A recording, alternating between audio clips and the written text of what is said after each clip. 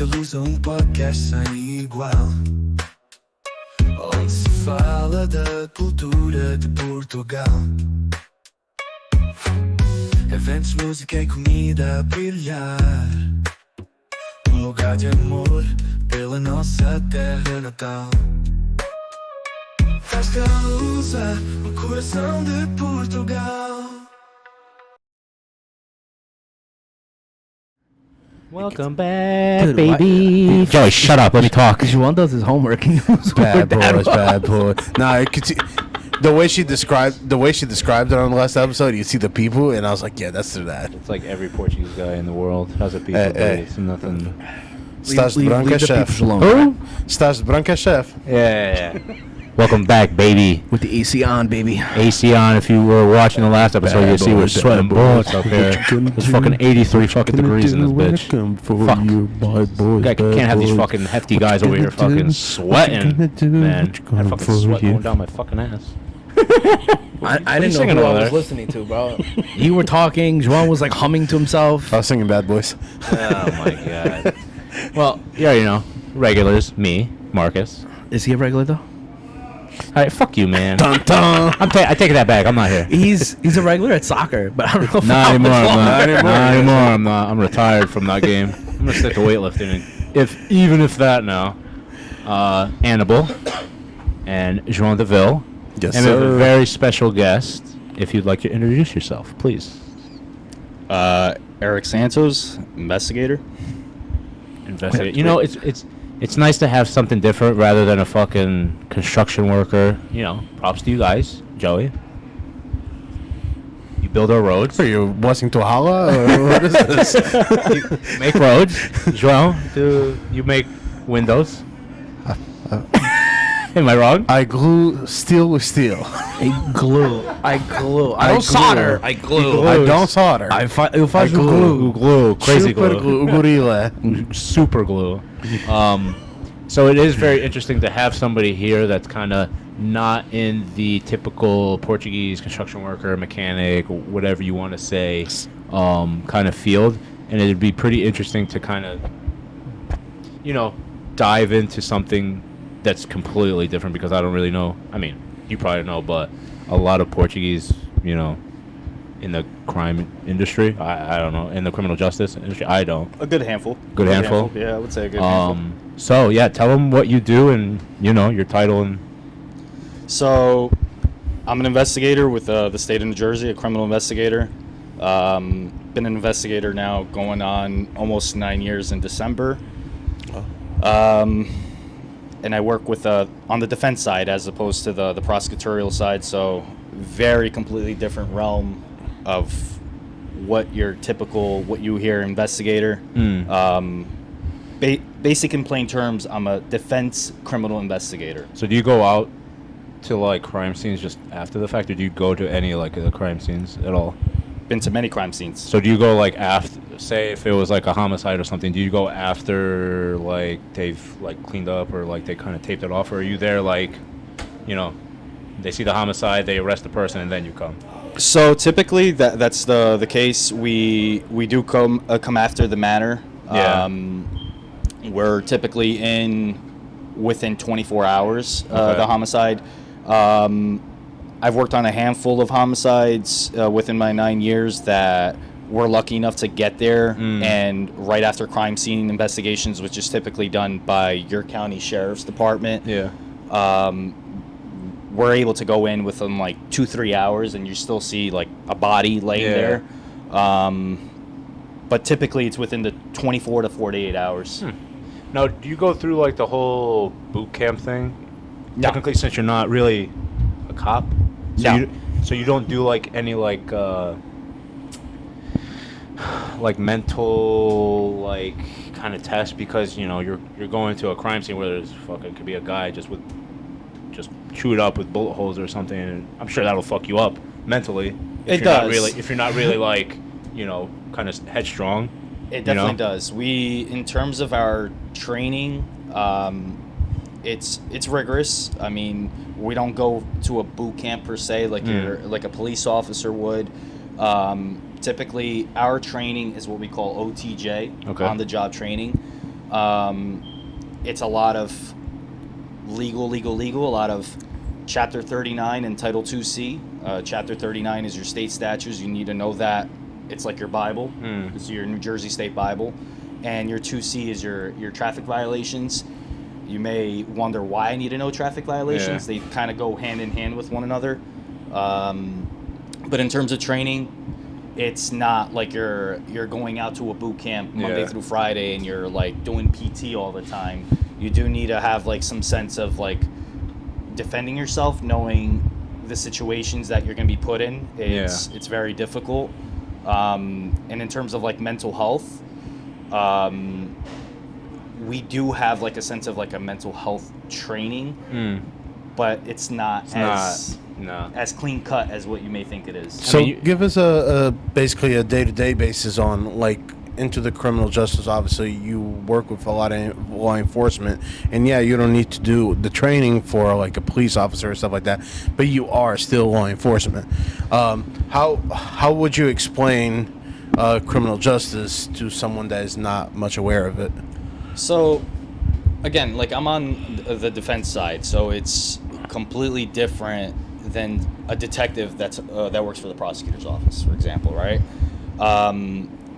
We basically see things in a whole different perspective than what a a prosecuting detective is going to see the case, right?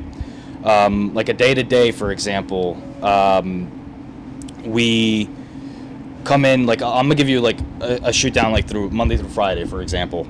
Monday you get in, you basically have a stack of files like from the weekend arrests. My focus county, I work within Union County. We're broken like more or less into like kind of like regions, but my focus county has been Union County. I've been in Union County for the span of my career, almost 9 years. And basically what you come in, you see what types of arrests happened that weekend, as minimum as a bitch smack, like if you want to call it that, like a he said, she said, domestic violence, which is probably the number one thing that we see across the table, to something as heinous as a murder. Like that is when it gets really deeply involved, and something that I don't like to work with, but I have worked plenty of cases, are sexual assaults, for example. Like I hate working sexual assault cases, but you come down, you get your case file, and you're speaking with a person within 24 hours of their arrest, right? And it's changed a lot since 2017. Like I started in December 2015. In 2017, like I came in learning and knowing one thing, and then a year and change later, that gets scrapped because bail reform becomes a thing in January 2017. Okay. So that changed the whole aspect of how our legal system conducts now, right? Because if you're talking about somebody before who couldn't post bail, and you're talking about bail of like $2,500 or less, and you're sitting in jail for 6 months, that kind of got scrapped now. Like under the new bail reform system, the justice reform, right, we took that into effect, and that changed how fast our work needs to be done. So within that first 24 to 72 hour window, you need to be like bugging it, like that. It's like on top of it. Oh yeah. You definitely need to be working very, very hard on that. I was gonna ask now, like the bail reform. Now it almost sounds like that made your job a lot harder. It did, because now you're on a time crunch. So now obviously I don't want to put perspective into anything or whatever, but like how was it on your guys' end? Did like when that bill passed, was there any like communications in like from the Senate and people that make these laws with the criminal justice department, trying to see if like this is what I'm trying to the way I'm trying to word it is weird, right? But like, would it make it better or worse, the bail reform on the defense side? You mean? Yeah.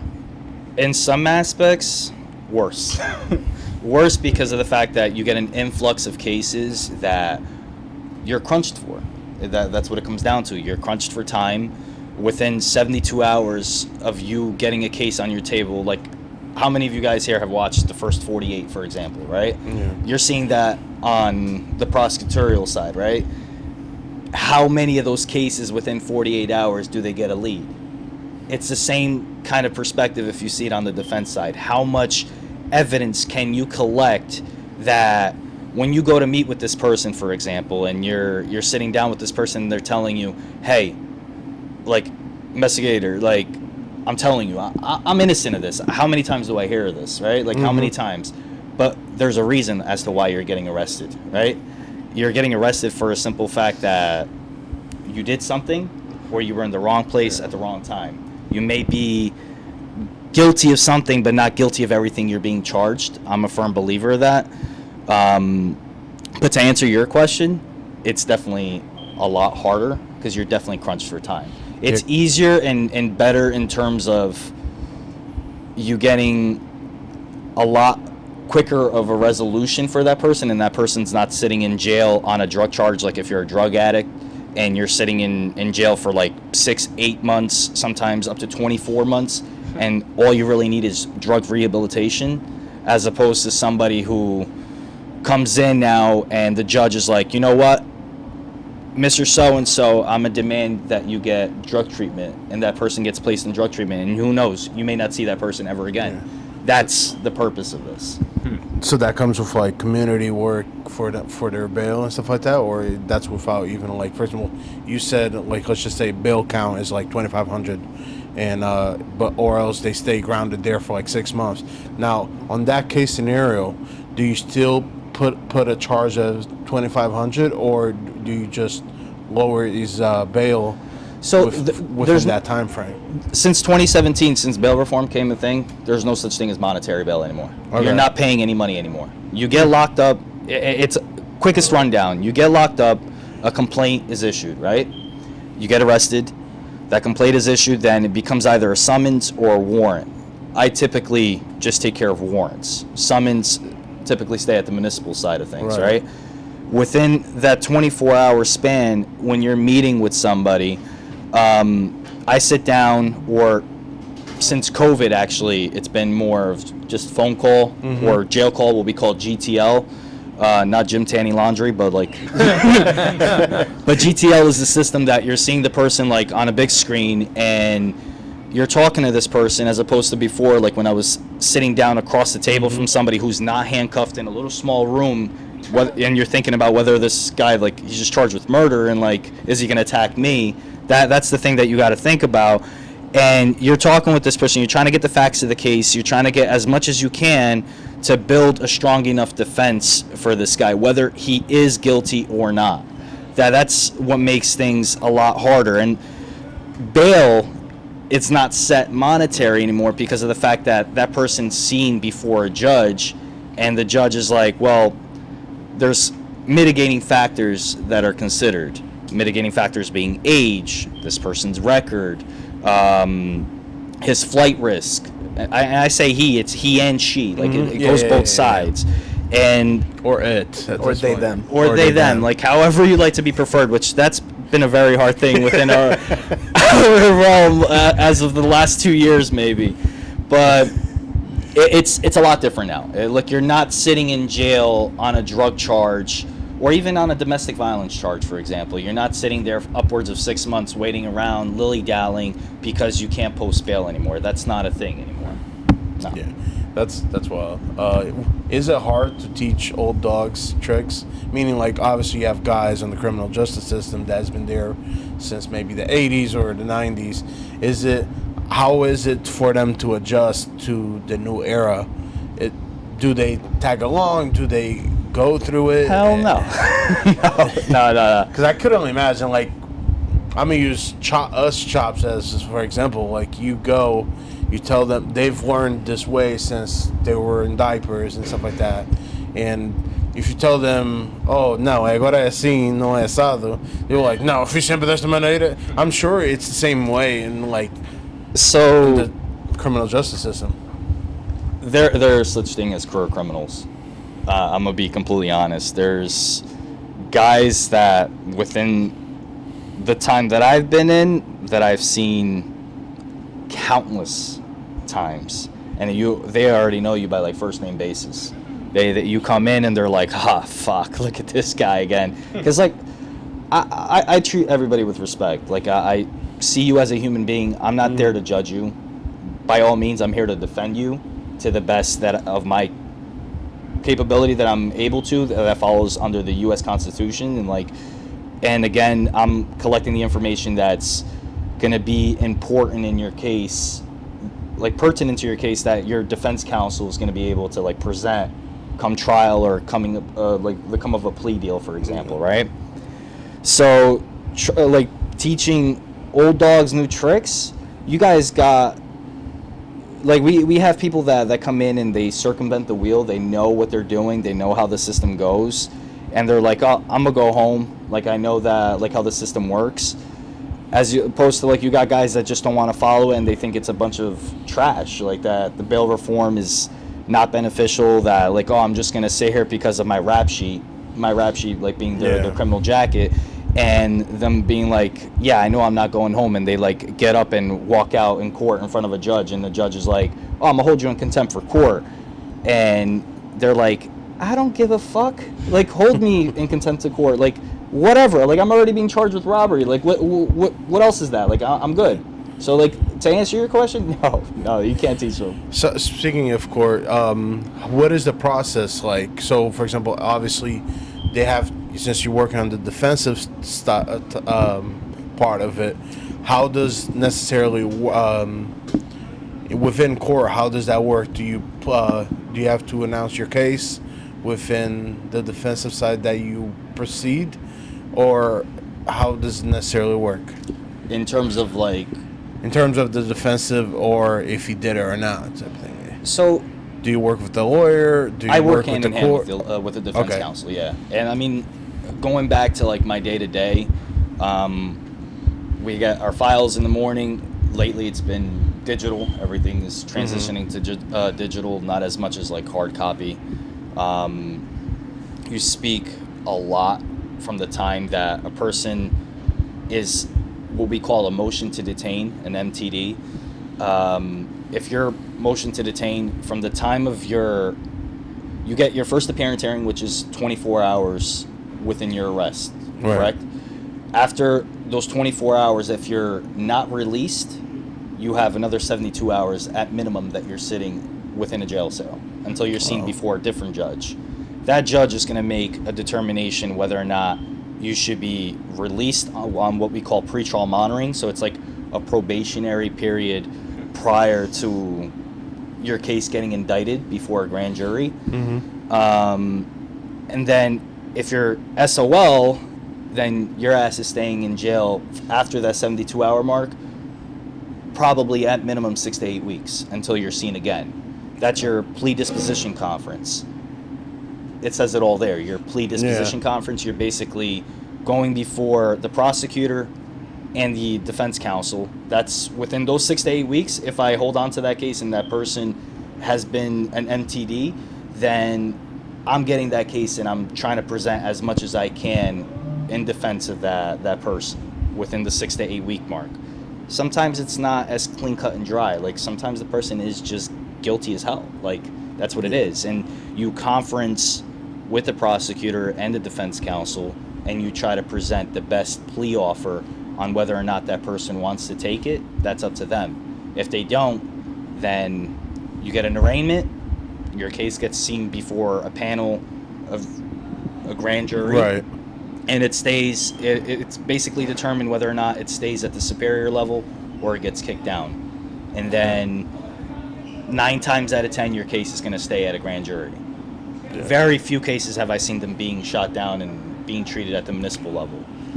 So, like, it's in terms of working with the attorney all steps of the way. You have to work with the attorney. So this is going to be out of hand question, but in regards of, I'm going to example, obviously, unfortunately, we see this more often than others, is school shootings. A lot of people have a tendency of saying that there's a lot of, like, mental illness behind the shooter and stuff like that. Do you guys end up, that's not necessarily criminal defense in that perspective? It is. Or it is? It is. You want to run us through on how that would be proceeded? I mean, everybody now, like, I'm very, very pro mental health. I mean, my wife, for example, works for the Mental Health Association in New Jersey, right? So, like, I know what it's like. Like, I see it day in, day out. Is it used as a defense? It's being used more and more. I mean, it doesn't justify that just because you're schizophrenic or bipolar schizophrenic or X, Y, and Z, whatever new thing is coming out, that it justifies you committing that crime. But it gives it a different label that people are more understanding to it. Like, if you do end up going to trial and you're presenting medical records that this person has been evaluated by a psychiatrist and he's been determined that he's not all up there and there's issues, a jury is kind of not swayed, but they kind of see the person in a different spotlight that is beneficial for them because they're not going to get sentenced as long whether or not they are found guilty, which more than likely they will be found guilty. Sometimes I've seen mental health play where a person like comes in and it's a shot in the dark, like you win your case based off of your mental health, but that's like very minimal cases. Like that's not your murders. You're not winning a murder case, for example, You're just speeding your car based off or of stuff your like that. mental health illness. I just feel like there's such a big like scenario in mental illness, and we all have talked about it in past in different podcasts too, that mental illness has become such a big thing.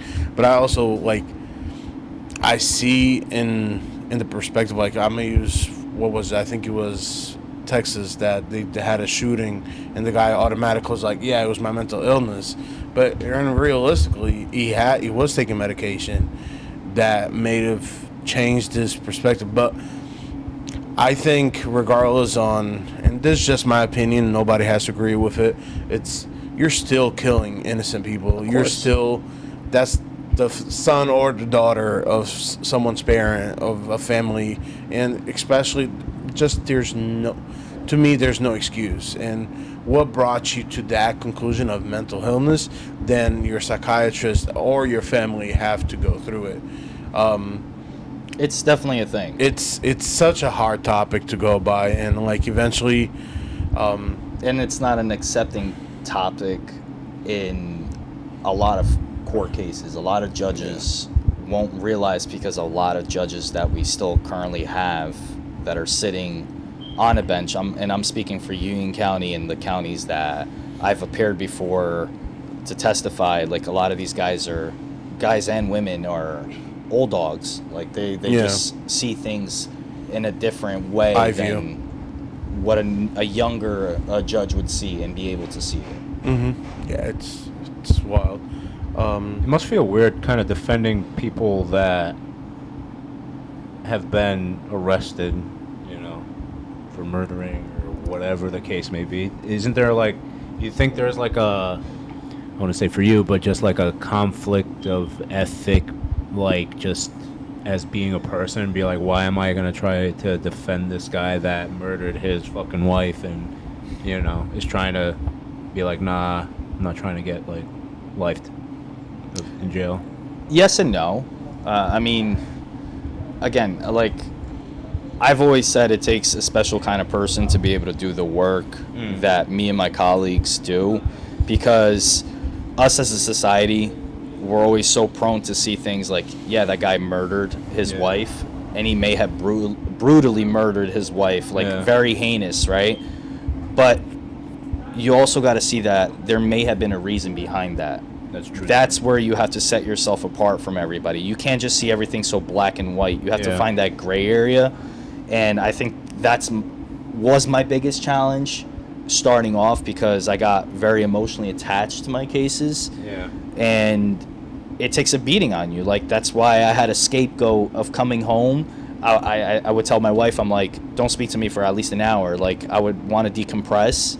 And it's hard to understand that, because you just spent around 6 hours sitting across from a guy who explained to you, or didn't explain. They don't open up to you, but you're reviewing photos, you're seeing autopsy photos, anything, like, or you go to an autopsy and you see how bad the body was mashed. Like, you have to kind of like separate yourself from it.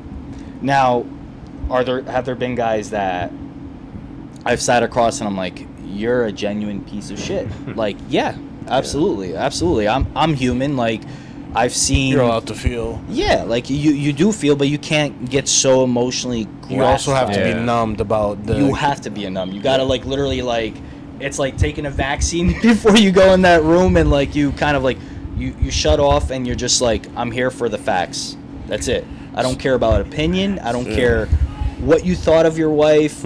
I really don't care. Like, to me, just give me the facts of what you did and the reason behind it. Yeah. So let's play a case scenario real quick. I just thought this. Let's just say Salazar and Albertina were married. I don't know why I What a said those names. names. Salazar and Albertina were married for Were they thems or 25 Former president? for 25 years. Albertina has been yelling at Salazar because he didn't want to take care of the Kovs and stuff like that, and they continue nagging, and they continue. She continues to push his buttons and stuff like that, to the point that she starts being violent with it, and he gets so fed up. He's not doing anything. He gets fed up. He keeps hands to himself, and then he comes to the point that he beats the shit out of her, and he happens to murder her. Worst case scenario, whatever. How do you approach the decision making within the law and the ethical decisions behind it? Well, how do you go about it? We're not charging the person.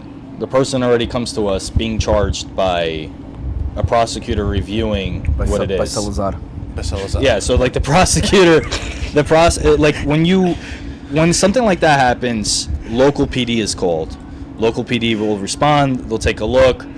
Then they call, like if it's something as heinous as a murder, you call your local sheriffs, you're calling state police, you're calling everybody that comes in to preserve the scene of a crime, right? That lead detective is the one to call the prosecutor, the AP, the assistant prosecutor, and a formal charge is filed at that point, right? 9 times out of 10, what I've seen is somebody's always overcharged to undercharge. If there's anything you guys take away from any of what I say today, overcharge to eventually undercharge. And there's a reason why it's like that. You want to explain that more thoroughly? Sorry. Yeah, somebody may be charged with first-degree murder, but is it really first-degree murder? You eventually, by the time it gets to trial, or even before trial, after your case has been arraigned and it's past the indictment stage, you see that first degree charge, because more evidence has been presented in the case that the defense counsel has been able to present to the prosecutors. Because at the end of the day, there's a quote that I learned very early on. They're not there, a prosecutor, they're not there to search for the truth. They're just searching for the conviction. You're not searching for the truth, you're searching for a conviction. Okay, so they're gonna, if they find that this person who they feel is most guilty, and don't get me wrong, most times things are clean cut and dry, it is that person. But what happens on the cases that are not? Then you have to dig deeper.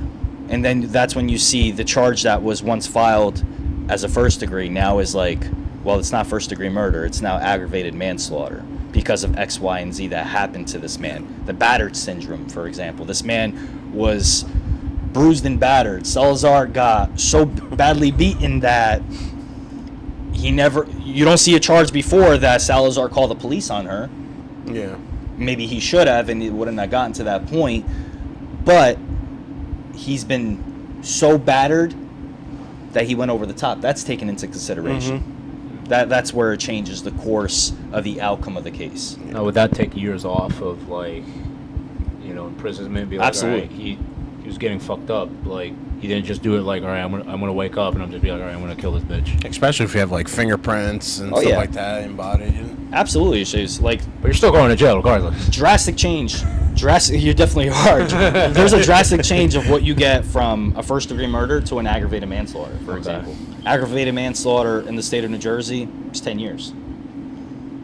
Big difference from a murder that you're potentially serving the minimum 30 God damn. to maximum life.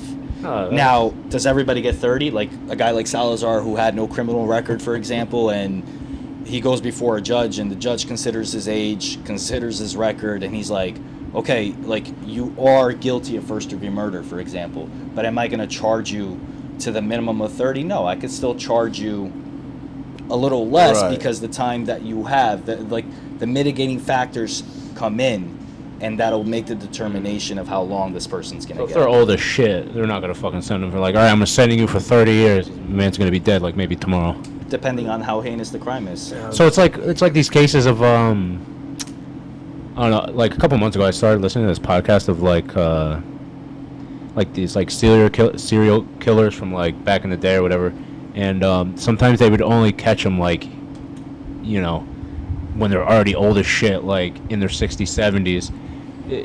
Does that really play a part when it comes to age, where like, all right, say you killed 10 people back in, I don't know, 80 something, it's now, do they still take that into consideration, like, hey, you know, I should give you like 20 to 30? We had a little special guest.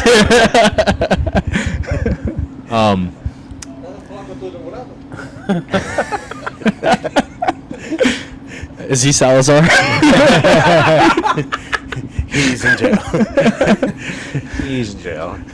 I'm totally kidding, guys. I'm totally kidding. Now, question for you. I'm sorry. But do you like that does take effect of like the age of like, all right, he's already old, the crime was committed whatever back in the 80s or whatever, does that still, like, is age a consideration for how heinous the crime is? No. They don't give a fuck that your ass is going to jail? I've never seen it personally. There's plenty of case law on it that I think we had actually, matter of fact, one of the oldest people that has ever been convicted in the state of New Jersey was 86 years old, and he got, I think it was like 3 life sentences. I mean, it was already on the way out. Yeah, what does that mean, 3 life sentences? Like, my man is going to probably die tomorrow, like you said. Like, it's just, whatever. they have to follow it, you know? Like, you have to give the maximum sentence. They never give this person who's committed something so heinous a chance to see the light of day again, you know? And it's in some parts unfortunate, but you have to see it for what it is.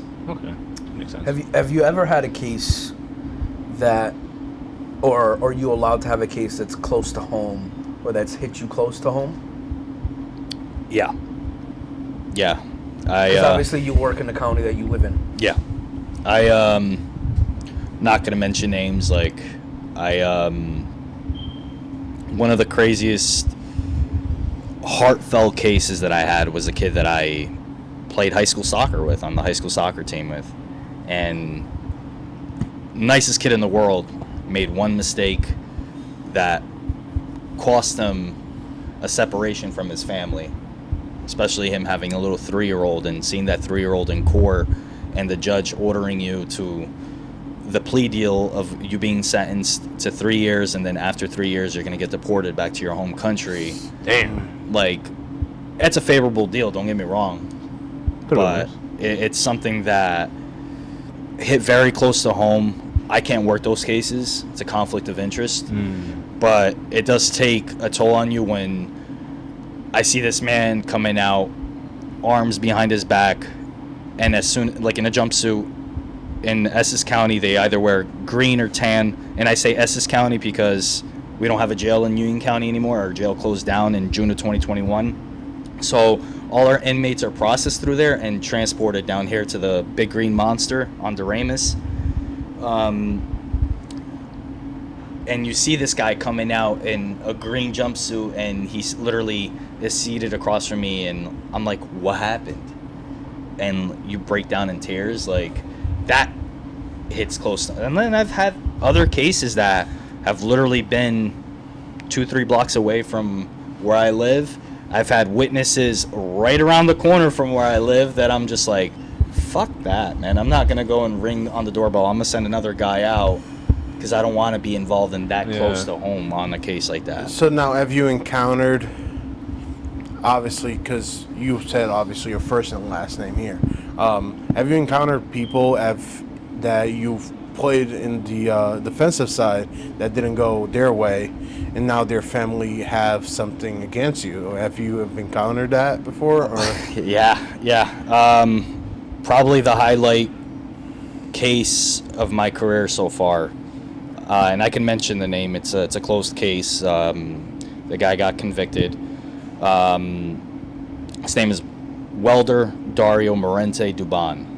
Okay, that will stick with me for the rest of my life.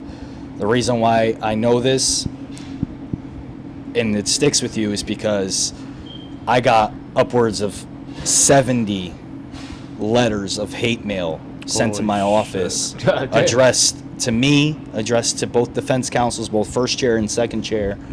As a threat or just a hate comment? Hate comments. There was a couple people who wrote in there that, like, you guys are the scum of the earth, defending this fucking bastard. Like, they just didn't see it because it was an old case. This happened in 2007, way before I came on. Yeah. I was still in high school in 2007. And when it came down to it, this guy gets found in the middle of the jungle in Guatemala, and he was top 10 FBI's most wanted. Pretty cool fucking case, I'm telling you guys. Like, Wow. And I get this presented on my table in 2017. It was like one of my first big highlight cases that I get, and I'm like 2007 and it's 2017, almost 10 years to the exact date that this man is being extradited from Guatemala back to the U.S.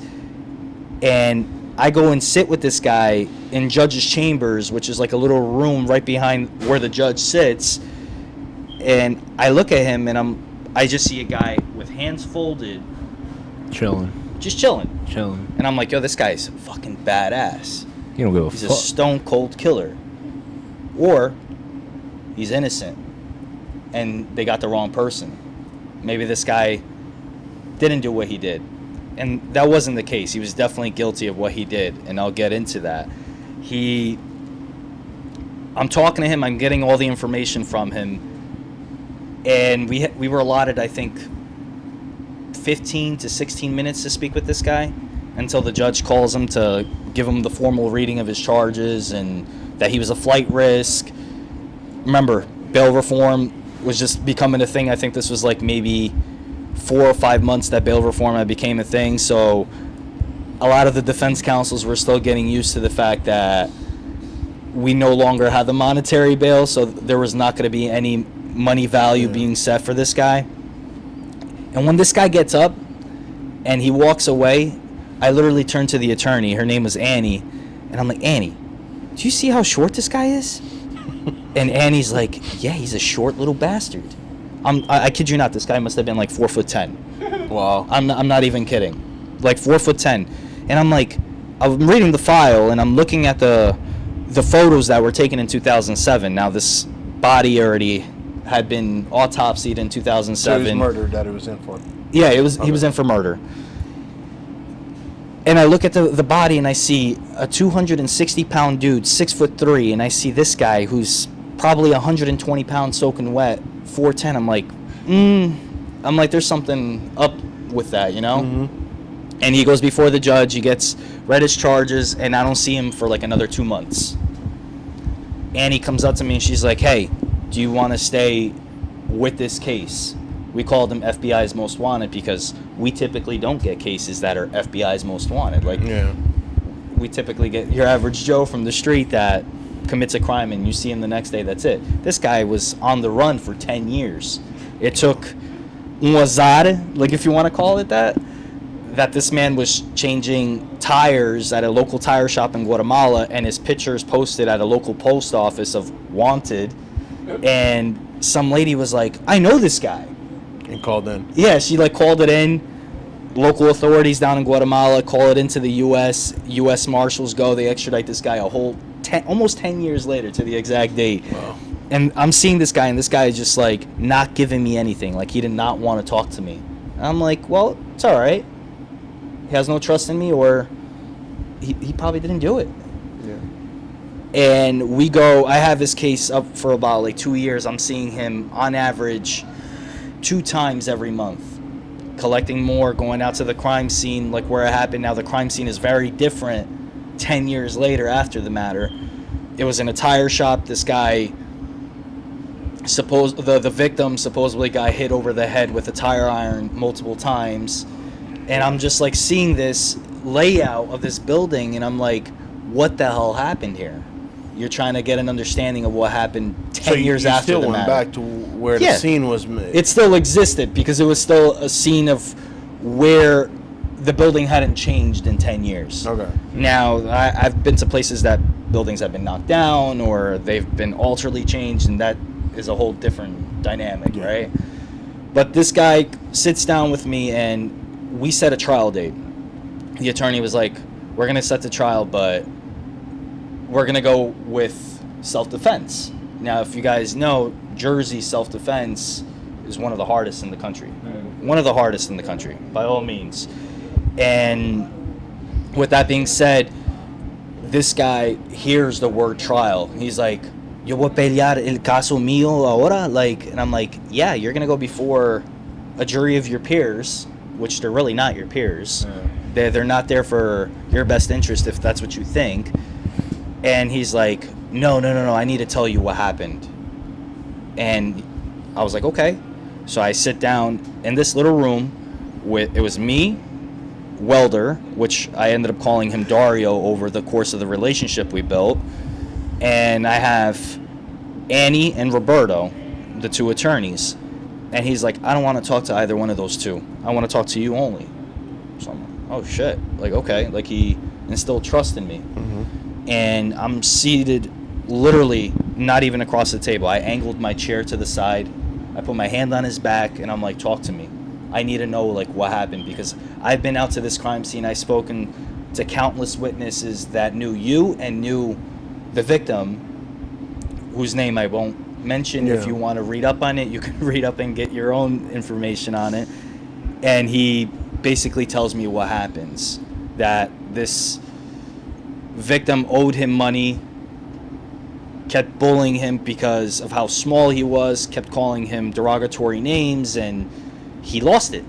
He literally gets pushed and shoved, which you end up seeing on an old grainy surveillance camera, and you're kind of like depicting what's on there, and you see that this guy was literally like being abused by the victim, and the victim is like almost double his size. And he literally, Albertina right there. It sounds like Albertina, and he literally grabs the closest thing to him, and he just whacked him across the head. And he's like telling me this, and I was like, you need to get up on the stand and tell this in trial. Like, you need to tell your story, because the way this is going to portray is you're probably going to end up not giving closure to the victim's family, because the victim's family, they were deep, man. I'm telling you, they were like close to 120 people in that courtroom daily. Daily. And they were talking about, you know, like wanting to find justice for the victim, right? And when it came down to it, he gets up on the stand and he tells his story. That painted a whole different perspective, to a point that when the judge came to charge him, it was no longer a murder. What I was talking about before. Right. It came down to a manslaughter. And he ended up getting convicted to 9 years in a state prison. He already had, at the time that he went into trial, about 2.5 years. So that time gets credited. And then he ultimately gets deported back to his home country. And that's what it settled, you know, like, so it's a very different case, because high profile, a lot of cameras in the room, big family, the family is well known in the state of New Jersey, like, you know, a lot of money came into it, and this guy ends up getting convicted to a sentence that the family didn't like, hence why You got the hate mail. I got the hate mail, because I'm like, why would they were like, I had like a 6-year-old and like crayon writing sending me a letter saying, I love my uncle was this type of person, and I'm like, it's sad you're reading this shit, like, it's like, I don't wish Shouldn't be a like bully. Yeah. Shouldn't have been a And bully. you know, it is what it is. Look But at like, the tape. it's nothing but hate mail, and you have to learn to get past it. Do you get a lot of hate mail, or that was like a one-time off thing that you got because that case was so high profile? Not so much hate mail.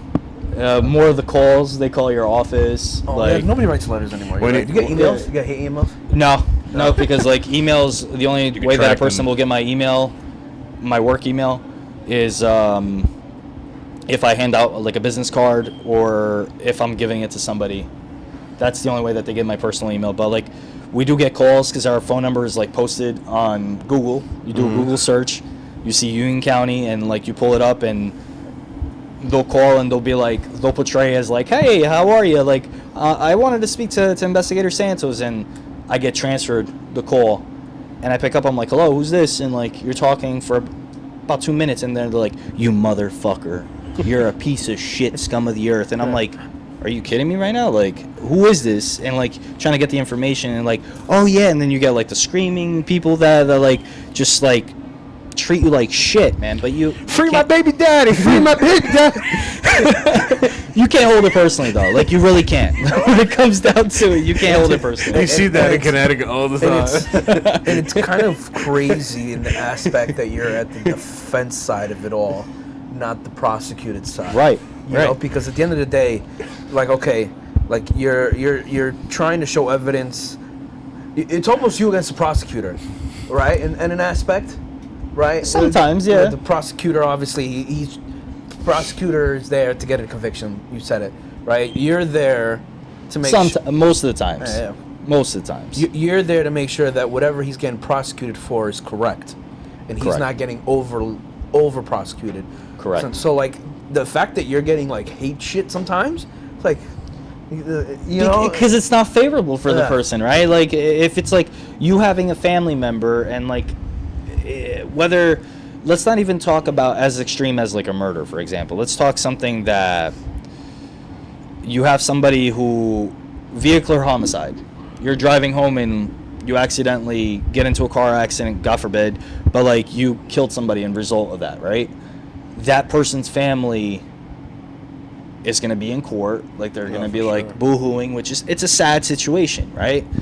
And when it comes down to it, you basically now have to like see what's the best option for this guy. So in that case, you're working hand in hand with the prosecutor because you want to resolve that as soon as possible. Somebody shouldn't go to, there's factors obviously played into it, whether the person was drunk, whether the person had road rage, all that stuff. But if it was just like accidental, it's still charged as vehicular homicide, and like you fled the scene because like you're afraid, which you should stay on the scene, then that's like, you know, you're still going to get hate mail probably from a family member, but it's not going to be as, like what it was like to a murder trial, that like somebody takes somebody's life heinously. I think your whole aspect of like what you do is because like, you talked about like 48 hours, you talked about one show. Like there's so many shows out there that highlight the prosecutor's role, or like you watch Suits that like highlight the defense role, and you know like your aspect of work. If you would have came and told me you're a defense a detective, right, or you know a criminal justice, right, I'd have been like, what the fuck? What is that? Yeah, I'll be you know? completely honest, man. Like, I did 4 years of schooling. I have a degree, obviously, in criminal justice and forensic sciences. Don't use my forensic sciences degree because you need to go more into the sciences aspect of it, right? But I didn't know that the defense side, believe it or not, had criminal investigators. I didn't. Like, it's just a reality of it. I always thought it was one-sided. The prosecution side is going to try to find a conviction, and the detectives are going to do X, Y, and Z and work that case from beginning to end, and it's up to the criminal defense attorney to present the case in court that's going to best win the case for his or her client. Right. Until I'm seated as like how I got into this, believe it or not, like knowing what it is. I was at a doctor's office getting a physical. I had just recently graduated, probably 8 months prior. Kind of, I was working at the port, at Port Newark. I basically checked trailers for a living. It's basically what it was. And I got to drive cars off, merchandise, all that stuff. And I go in for my yearly physical, and I used to do my yearly physicals. And I was gonna say, what are those? I sit down and I'm over there and I see my godmother's daughter, who just so happened to work at the same doctor's office, and she was like, "Oh, congratulations, you just like graduated, blah blah blah." And I'm like, "Yeah, I graduated a whole 8 months ago." She's like, "Oh, what did you graduate with?" And I told her, like, "Hey, I graduated with a criminal justice and forensic sciences degree." And she's like, "Oh, that's great." And as I'm talking to her, there's a lady that was seated there who's now my assistant director of investigations for the state of New Jersey.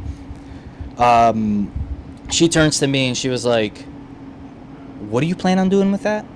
And I'm like, "I have no idea. I applied to a whole bunch of like state police. I went through the state police process. I blew out my knee 3 weeks prior to me like wanting to go into a state police academy, so that diverted the course of everything I wanted to do."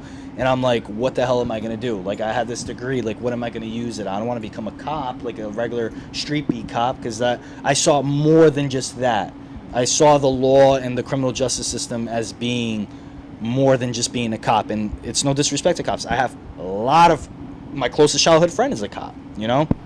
And she basically turns to me. She's like, "Have you ever considered working on the defense side?"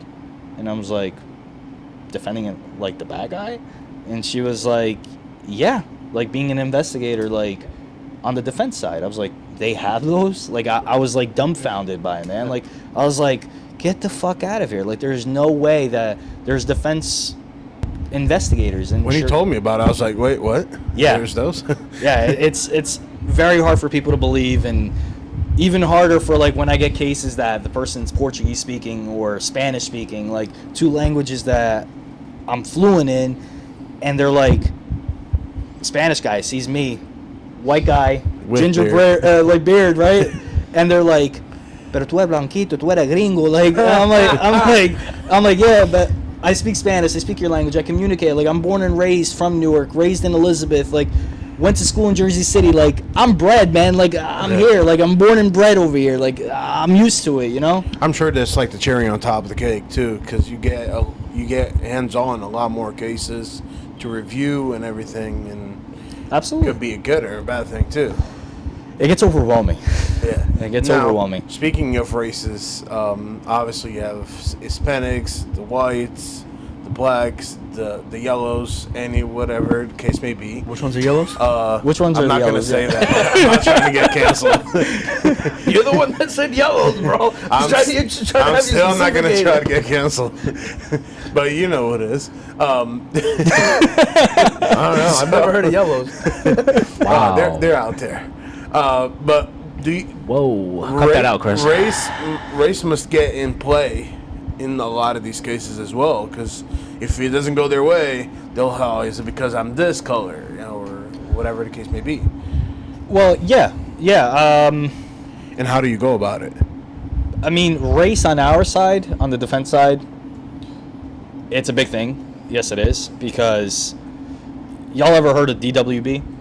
You've heard of DWI. Yep. You know what DWB is? Can anybody No. take a guess what DWB is? DWB. Yeah. Driving on the bull jobs. Driving while black. Driving while black. No, bull jobs. Got it. Where's your head right now, bro? I mean, You see a lot of road. roadhead. Driving while black. A very, very, very big thing within Union County. Union County, I'm speaking for Union County, but we can speak for other counties across the state of New Jersey. We're broken down into 21 different counties in New Jersey. Union County, Essex County, Hudson, and Bergen County are the most populated counties. We make up, I think it's 65% of our state's population. We're very densely populated, as you guys can tell. And race does play a thing. If you're black and you're driving, for example, down the boulevard in Kenilworth, your ass is getting pulled over. I hate to say it. You're getting pulled over. Yeah. I don't know how many times I'm driving on my way home. I live in Kenilworth. It's okay. Like, I have no problem saying it. And I'm like, I see a police officer pulled behind a Honda Civic or a Honda Accord or whatever the case may be. And they're like, damn. It's like almost a game. It's like, that person's black. And 9 times out of 10, that person was just stopped for a stupid moving violation or tints on the window. And it ends up being that the person has a gun or is getting fidgety, and the police officer feels that the safety of the police officer is at risk, which by all means The police officer has every right to feel that way. I have friends who are police officers, as I mentioned. I want them to go home just as much as I want to go home. They have every right for their safety to question. First of all, you shouldn't have an unregistered gun under the floorboard of your seat. It's a reality. Like, you're a knucklehead for having that in the first place. But if that person had been white or Hispanic, I mean, you see more now Hispanic and you see now more white, but predominantly, it's black, unfortunately. Yeah, if it's a unfortunately, if it's a white person, they would never question it, and that's where, unfortunately, race comes to it, and it's sad. Even in the court of law, when you go to trial, if a case like that goes to trial, does it change the outcome of a person's conviction? Yes and no again, because it depends on the panel of jury members that are currently sitting on the jury board. If you, defense counsel, I think, gets up to 20 strikes, if I'm not mistaken, and the prosecution only gets 12. Oh, wow. So you get a jury panel of That's like 40 something people. That's a lot of strikes, though. Yeah, and you get to strike, and you get to kind of like pick your jury members as to like what you want, and you interview them. Well, not me, the attorney is interviewing and the prosecutor is interviewing, and they have to come to like an agreement as to how many people that they would like on their jury panel, right? And if you have somebody who's woke and could see it different, that it's like an 18-year-old kid, knucklehead, that Pops probably like told him like, yo, go do this run for me, and here you go, here's your piece, keep that in the car in case anything happens, and this kid is gonna go make a quick buck. Does it make it right? No. I'm not saying it makes it right. You're still breaking the law. You're still dumb as hell for doing it. Yeah. But will somebody be able to see that this 18-year-old has plenty of life ahead of him? Should he be found guilty of everything? Maybe not. It changes the outcome of things. So race is a big factor within Union County, within your northern counties. Central Jersey, can't say much about because it's like America. Like, you guys may not think about it like that. Then South Jersey, I just think of it as like the Alabama of the state. I mean, you go miles and miles, and it's predominantly just drug exchange between Philly and Atlantic City, for example, or from Philly to New York. Philly to Camden, right next door. Like, you have to see it like it's pockets of racism. Good old Jersey. Good old. And everybody wants me to move here. Unbelievable. Because Bridgeport's so much better, bro. Yeah, what's going on in Connecticut, man? Connecticut's not too bad. Not too bad at all. I mean, there's a couple pockets out there. Like, oh yes, there is. There's a couple pockets. Oh, yes, there is. Fair different. We're talking about Jersey out here, huh? I know. So obviously the most memorable moment was with Dario, I'm assuming. Highlight career, like career case so far. Yeah. Do you have a dumb case? Like, as in funny, or it was just dumb for them to even. Yeah, I have one who, my client, he came basically charged on the domestic violence charge, something stupid as hell. It was like a he said, she said. His girlfriend at the time, or like baby mama, whatever she was to him, stabs him in the chest with an ice pick that like literally broke skin. It sounds a lot more heinous than what it is. It just broke skin like maybe half an inch into it. Like, he bled out. It looked like a beep thing when you open the thing and like the blood spurts out and it like kind of caps out. Like, seriously, that's the way he explained it to me. Not Vingu per se, but he was like, dude, like, I bled out and like it looked like somebody like put a plug on me and like the blood stopped. And I take a look at his chest and I'm like, dude, that's not even that serious. She doesn't end up getting charged. He ends up getting charged because he smacked her 2 times, like, in the course of her stabbing him, and she has a massive, like, palm on her face. When the police officers respond and the body-worn cameras are on, they know for a fact that, like, she got seriously hurt, but they neglected the fact that he got stabbed. He had gotten stabbed because his shirt, black shirt like mine, the blood didn't really seep through for you to see. And they kind of completely neglected the fact until he got down to the police station and they're booking him and he takes off his shirt and they see like the injuries and that he needed stitches to be Right. attended to. The man didn't bleed out to death. It wasn't that serious, but fast forward, he ends up getting released because she ends up recanting. She ends up basically saying, I love you. I love you. Like, I don't want him to go to jail. Like, he's my soul. Like, He's my baby he's my dad. brother. My Like, life. I need to keep him in my life. Like, and all this stuff. You know, like it happens. And I was like, all right, but the case, just because you said that, the case is not necessarily resolved. The state can still pick up the charges, which they ended up doing in this guy's case. And when it came down to it, we didn't hear from him for like probably a good 3 months. Every case, every court appearance that he was supposed to appear at, it either ended up getting adjourned because of the fact that he wasn't showing up, or he just wasn't being heard of. So I get a request for investigation to find this guy, which is completely different. Like, we don't find our clients. Our clients typically show up and come over here. And he literally shows up in, it doesn't show up in court. Like, I show up to his house, knock on the door, and I get like a swarm of like people like surrounding me, and I'm like, oh shit, I'm gonna get my ass kicked. Yeah. That's what I thought at the time, right? And homeboy opens the door, completely butt ass naked. Butt ass naked. I'm not even kidding. Like, schlong off on the side, and I'm saying schlong. That shit was like, my man was hung. Okay, he was hung. Listen, like, you're gonna look regardless. Okay, it doesn't matter. And he opens the door, and I'm like, screaming like he was Drake. Eric, where are we going with this, Eric? dude, where am I going with it is the fact that he opens the door, and I'm like, yo, I've been looking for you. Like, where have you been at? And he goes like, man, fuck that case. I don't want to appear in court. That case is going to resolve on its own. I'm like, homeboy, it is. But you need to appear in court in order for it to resolve. And obviously, like, I want your girl to sign a recantation certification where it's basically a statement that she's recanting to what she had initially said, and she's going to certify that she's reviewed it and signed it. And he was like, well, while he's still naked. yeah. But my man literally has the door open on his front porch, completely butt-ass naked from head to toe. I'm not even kidding. And he goes like, and I'm like, oh, can you, and I told him, I'm like, can you put something on? I got a female investigator here with me.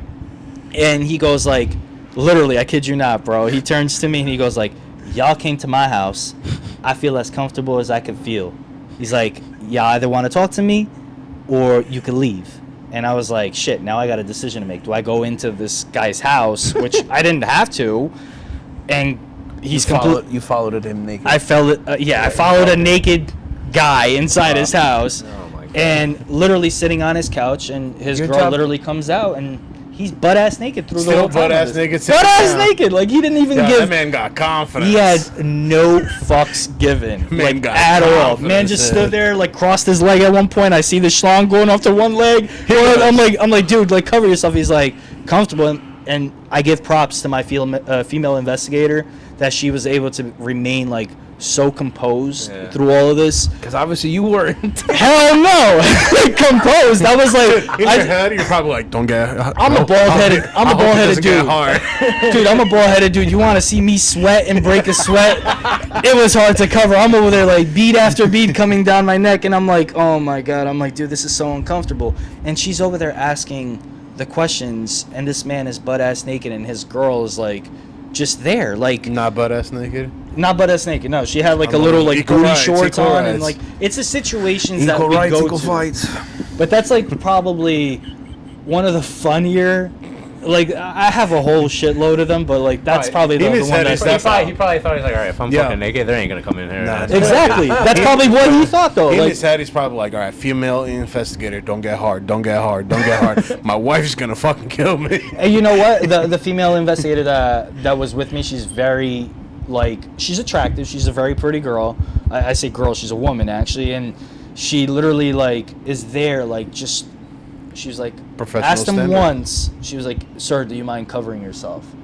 And he was like, just puts his hand there, and I'm like, you apparently do not give a fuck, man. Confidence, man. But it is what it is. Yeah. It's what you, That's- literally what you deal with. That's big dick energy right there. BDE for sure, man. He's like, no, it's my house. So now, can you get like let's say, can you get recommended for cases like if there's a conflict of interest in stuff, right?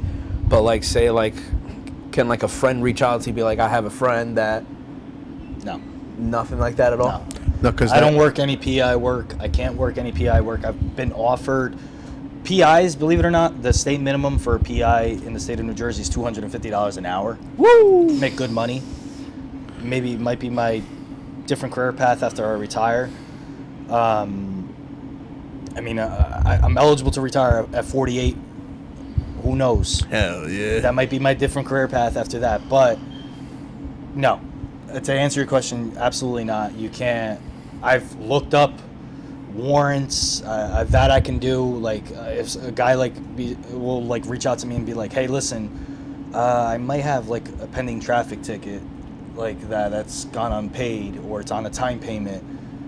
Can you look that up for me? Yeah, I'll do it. Like that's harmless. Like I've done that before. Like at the end of the day, if you're there with the best interest of resolving your case, I'm gonna help you out on that. But So like, let me. I don't know if you could answer this. So I know, for example, when COVID hit, a lot of people were renting homes and stuff like that. And actually, Noel's uncle and aunt were renting their apartment, and they had some people there, and they used the COVID rule of you can't legally kick anyone out of their home. But they were trashing the whole entire apartment and everything. Could you play a defense? we won't get those cases. But That- could you write a warrant to get? I don't write Th- warrants. Those I don't aren't, write those shit. aren't I think federal. that's That's like all. ci- Yeah, civil. that's like landlord-tenant, Okay. civil suit. We have a division within the court system that strictly takes care of that. Yeah. I think they call them officers now. I don't know what the term is that like visits the home if like a complaint is filed between landlord-tenant or like in the situation that you just explained. But no, like we don't take care of that unless it becomes something criminally and it gets to the criminal level. Then yeah, you'll see that as a defense. Did I see it with COVID becoming a thing at the time that people were like staying and trashing places? No. They were telling me stories what they did to the apartment. Oh was yeah, like, I heard. what I the heard. fuck? I definitely heard. But it's like this thing. I've always said this, right? Because you've been in the house market for so long and shit like that. I will never own a two-family in Jersey. Yeah, I don't think so either. I will never I own a don't think two-family. As good In of a, Connecticut, 100% I would own a two-family. you know what I would own here in Jersey? Section 8 housing. Checks are fucking automatic. That's probably First of the month, baby. They're in the, they're in if the I was mail. eligible for it, but like, again, at the end of the day, 9 out of 10 people can't be eligible for it. But that's what I would own if I had the opportunity.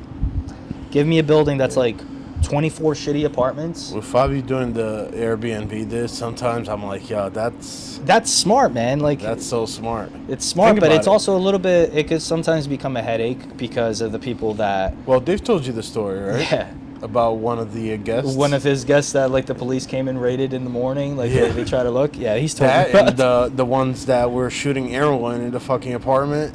It happens. It happens. Nice. Fun fact, I was in the room next over. Told sure- Fab, yo, you you sure it gotta wasn't your tell them heroin? to no, it wasn't mine. Did you kick down the door and be like, what are you doing here? Dude, No. I literally was like, yo, these motherfuckers are making a hell of fucking noise. He goes, yo, you need to talk to them. They ended up using their father's identification on the Oh, that, I Airbnb remember. profile. Yeah. And crazy. it was literally 4 fucking people. It was supposed to be for 2. 4 people in there. They ended up getting a bath towel full of blood on the fucking street next to Valencia and shit like that. Dude. It was bad. Yeah. They're by the I saw them once. I'm like, yeah. Yeah, I think I you're saw them trouble. walking out. You're I think we were fucking over to their trouble. house and we saw them walking out and I was like, whoa. Yeah. Never do it. Like the biggest thing But that it's we, rewarding most of the times. the biggest thing that we saw during COVID was the decrease in jail populations. So that's probably That's also because nobody went out. that, and because of crimes going out. our Governor Murph, the Murphs, he literally filed a bill that with the whole bail reform, he's like, if people are not needed to stay within the jail population and being at risk to getting COVID, let's release them. It was like handing candy to inmates because, for example, the county jail in Union County was built and designed for 1,100 inmates, and when I first came in, I never saw it at even over 1,000. The most I think I saw was like 850 people.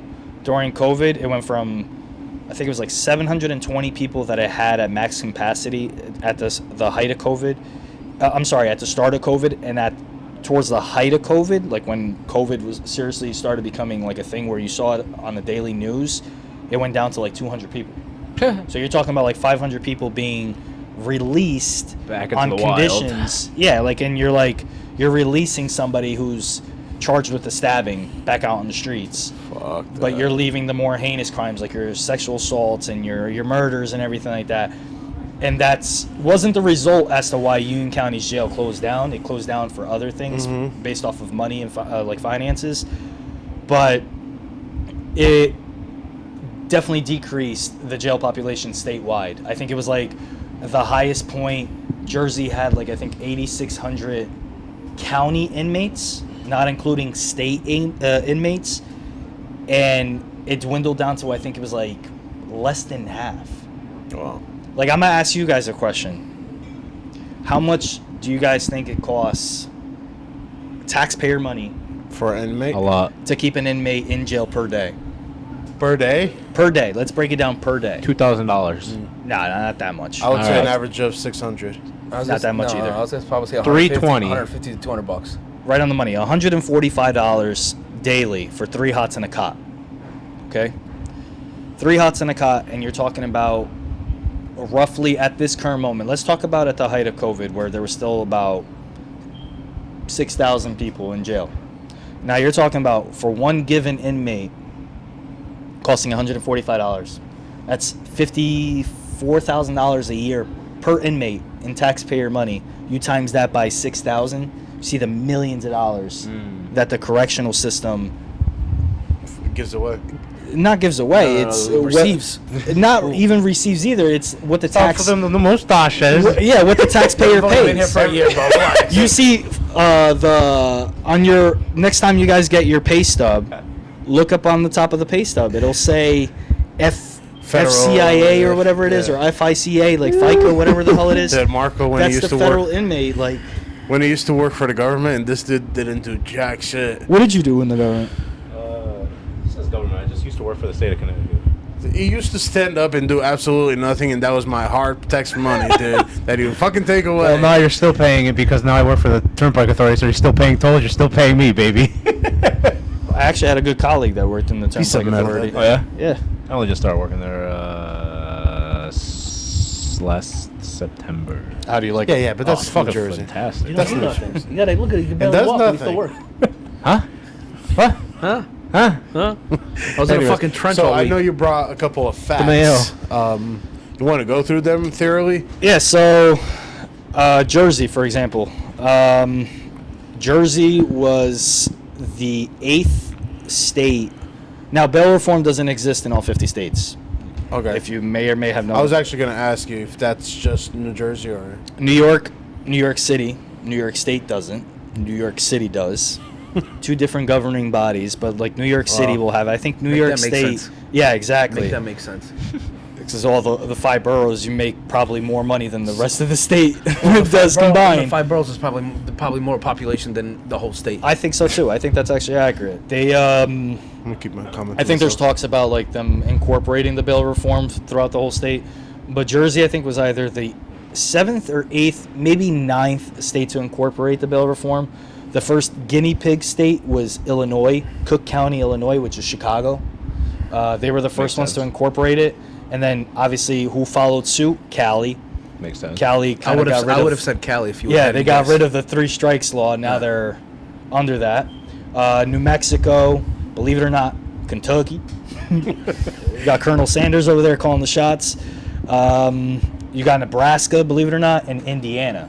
So those are your 8 or 9 states that incorporated the bail reform. I have no idea when they started for each state. I only know for the state of New Jersey. Connecticut's But- still holding strong. Yeah. Woo! I mean, It's all right. bail, it's a good and bad thing. It is a good and bad thing because you used to have people that were like on $250,000 bail, and like there's like no shot in hell that guy's gonna post bail. Yeah. And sure as shit, you would have a family member with like a trust fund. See ya. Like, and that guy's out, and he was charged with murder. You get what I mean? Yeah. And like $250,000 on a plane somewhere. Yeah, like, so this whole bail reform is good in that aspect.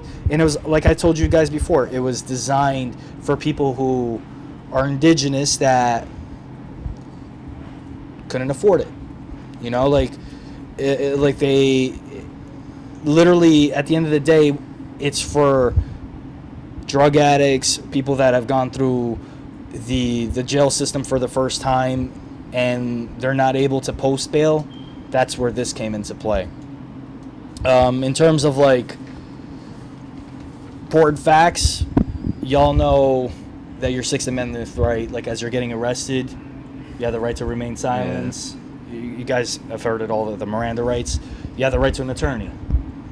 That's my agency. That's my agency. My agency. You cannot afford one can be provided for you. That's my agency. Personal experience there, Anita? That's your Sixth Amendment right. Your Sixth Amendment right.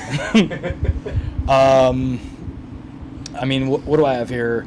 The Speedy Trial Act. That's probably like the biggest like fuck up in the state of New Jersey because of the fact that when a case gets indicted, up until the case gets indicted, it takes about 3 months, give or take. Sometimes it could be indicted beforehand, depending on the outcome of the case and how serious it is. But after a case is indicted, the clock really starts ticking. You got the Speedy Trial Act, which is 180 days, business days, not counting weekends, that's excludable time. But you have 180 days for a case to resolve. 180 days, business days. How many months is that? Give or take about a little over 6 months. So 180 days is 6 months. But that make the, not including weekends and everything. 180 days, I didn't see 6 months, and then you said 6 months, and it's like, fuck up, Margo. Yeah, 6 months. So, with that being said, none of our cases in the state of New Jersey are seeing the Speedy Trial Act. No case that I've worked on, because of the influx of the amount of cases that are being kept, the bullshit cases that are being kept at the superior level, they're not being resolved. Where they can be resolved with a favorable plea or pretrial intervention or a different drug treatment program. No, these prosecutors are rock hard on trying to meet numbers, and they kind of like neglect the fact of what the case is actually about. That the case can actually be resolved with a better number, as opposed to you trying to give 5 years for somebody who was coming home from a gun range and forgot to put a lock on their gun carrying case, and now they're getting banged up, and the gun is registered to them, right? And now they're on the way home and they get banged up for 5 years, and like the guy has no record, has a license, the gun is registered, and now you're getting banged out for that. Like, no, look at the facts of the case, throw that out, or give this guy a probationary stint, and that's that. Then when it comes down to the end of the year, like towards December, like I've always said, if you want to be a criminal in the fall. Why do I say that? Because your case is probably going to get better resolved in the winter, because they hand out better plea deals towards the end of the year because they have a number to meet. By the way, it's not insinuating for you to be a criminal. There's definitely no good way. If you're going to. But yeah, like Max in a business. That's what it comes down to. Like, you have to think about that this whole Speedy Trial Act, it's a bunch of baloney. And I say that working on the defense side, I'm sure prosecutors that I know have said the same thing, because it's just, you get new evidence that comes into play. You get a lot of things that come in and prolong the time. And then if you get a guy who's a bookworm, these guys have nothing to do in jail. Time is on their side, right? They got nothing but time. Yeah. You got that bookworm who becomes the law Some worm. people look forward to He's going to look into every aspect of his case and as to how he or she can get out a lot earlier. And they ask you, hey, what about this? Like, I've already gone over my time. Yeah. You know? Never thought about it like that, honestly. Yeah, I mean, So, well, if someone is looking or captivating an interest, obviously watching this, they've definitely learned a lot. I know I did. How can they pursue to what? How do you push someone to look into that line of work? What would you say about it? So we're definitely hiring. We're completely understaffed. I think we have like a little over 100 investigators statewide in 21 counties on the defense side. So you can think about the influx of the number of cases that we get. A lot of overtime. Yeah, I mean, we don't get overtime. That sucks. No. We get comp time in return. But for somebody who's interested, definitely needs a degree. It could be either within political sciences, it could be criminal justice. I think, as a matter of fact, 2 or 3 people in the last batch of people that they hired, one of them was like an English major and got hired. And I'm like, okay, like as an English major. Then we're hiring more into like cyber, like people that are into the cyber world, cyber degrees, finance degrees. If you have that degree or you're on your way to getting that degree, we definitely do have internships within all 21 counties, even within our headquarters down in Trenton at the Richard Hughes complex. You could definitely go about seeing what it is on an internship side to see both sides of things. And I always say, like, definitely see both sides. See the prosecution side and see the defense side. So there is internships where you work? So like if somebody's in school going through this? Yeah. You guys... You have to be minimum a junior in college in order to get an internship. I don't think they take anything less because the fact that you need to take some sort of intro to criminal justice, criminal law, you definitely need to know a lot of criminal law. So, do you need to do more than 4 years for you to do criminal justice, or No, just the 4 years? no, Oh, okay. no. And if you come within the intention of, like, we've had investigators that have come in, they have their criminal justice degree, and then after, like, you're on probation, like, within the job once you get hired for 2 years, 24 months. So once you complete your 24-month mark, which is 4 reviews, you get a review every 6 months. Upon your final review, we've had people that dip and go after their Juris Doctorate. Like they want to become an attorney, or they want to go even beyond that. They want to become a judge. Like, and it's a lot of work, but like it's a good stepping stone, and you can make a hell of a career out of it. The criminal justice system is always constantly changing. The salary, the perks that you get with it, and like the chain of command and how you raise, like you get a raise every year. It's civil service suited. So, and then it definitely has a lot of perks. Like if somebody wanted to come in and start right away just to get their feet wet, this is a good stepping stone. Like whether or not you choose to stay and make a career out of it, you can. You could go on the federal side. You can go and become a federal investigator, like a federal public defender investigator. Yeah. Shit, nice. Interesting. Boys, do you want to plug in yourself within social media or anything? Yeah, I mean, if anybody has... Can you plug yourself into social media? I mean, if anybody has any questions, I guess, like, my social media it's fairly simple. Like, if anybody had any questions on that, like, I don't know... Like, I know you guys have a big audience. I don't know who would necessarily hear. Like, believe it or not, I'm on Instagram and on Facebook, every social media that there's out there. Coach Easy E is my Instagram handle. If you guys have any questions or anybody has any legal questions, whether it be immigration-wise or defense-wise, like I have a whole bunch of people that can refer to that. You guys are assholes. You got questions? No question. Eric, this was a pleasure, man. I appreciate you guys. I definitely opened my eyes. So, like I said, I've in your that's aspect of criminal work, shit. I've never heard of looking at your department. Oh, and let me. I appreciate that, man. Like, let me say one thing for people who want to apply or have an interest in applying. You don't go through an academy, as I mentioned earlier. It's a lot of OTJ, and you don't carry. You don't carry. Ooh. I have my own weapons at home, but I don't carry. That's what makes us a lot different, because we get misinterpreted with 5-0 with the cops. And me walking in, like, I was raised right across the street from projects my whole life, right? I seriously was, like, and now walking into projects and they see me, a white dude, they're like, dude, what are you doing here? You start building that relationship with people. They're like, yo, this guy ain't 5-0, like, this guy's out here to defend us. You got to put that in your mind, that you're not going in there to arrest anybody. You're going in there, like, sometimes you get put in situations that you have to, like, halt, but just be mindful that if you're thinking about wanting to be a tactical guy with, like, a bulletproof vest or anything like that, that ain't it. It ain't it. You're there for the Safe defense. office space. Yeah. Yeah. The last question, right? So when you pull up to this dude's house that had his cock out, were you in like a Back to suit? the cock. Were you in like casual clothes? Back to the cock. Back to the cock. I was just gonna say, what do you wear like on a daily basis? Do you look like an undercover cop? No, he wanted to see Or if do you like stared at are you it. in a suit and tie? I get misinterpreted for an undercover cop like 10 out of 10 times. I was gonna say because that's I probably mean, like, I'm why. a bald-headed dude with a beard. I typically wear a hat.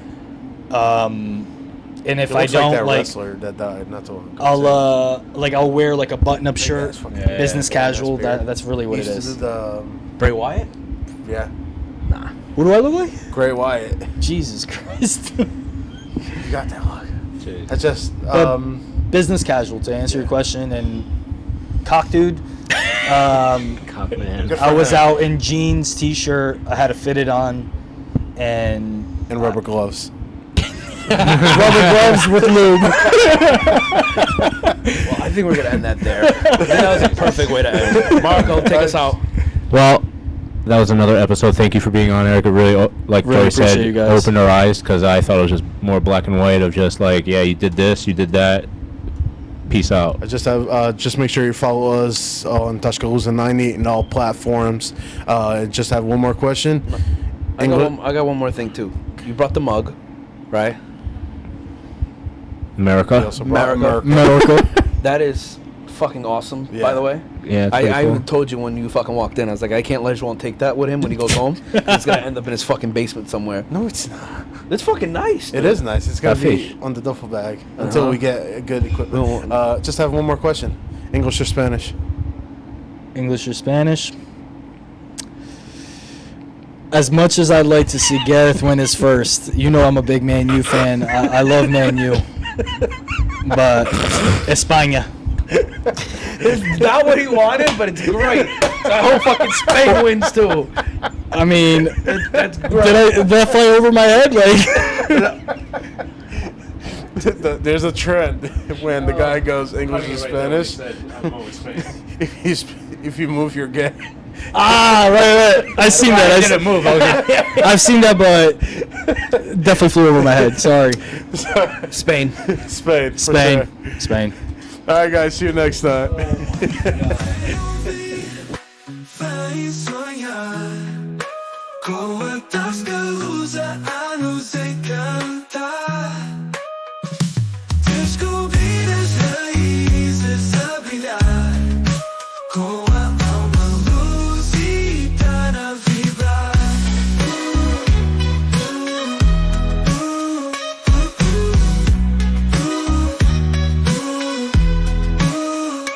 Vem ouvir, vai sonhar com a Tasca Lusa a nos encantar. Descobrir as raízes a brilhar com a alma luz.